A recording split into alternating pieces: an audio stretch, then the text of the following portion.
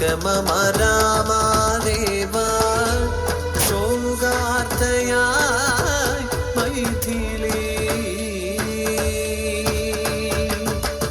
തേടുന്നു എന്നിഴി നിൻമുഖം കാണാൻ കാതുകൾ ഓർക്കുന്നു നിൻമൊഴി കേൾക്കാൻ ദേവാ ദേവാ ദേവാ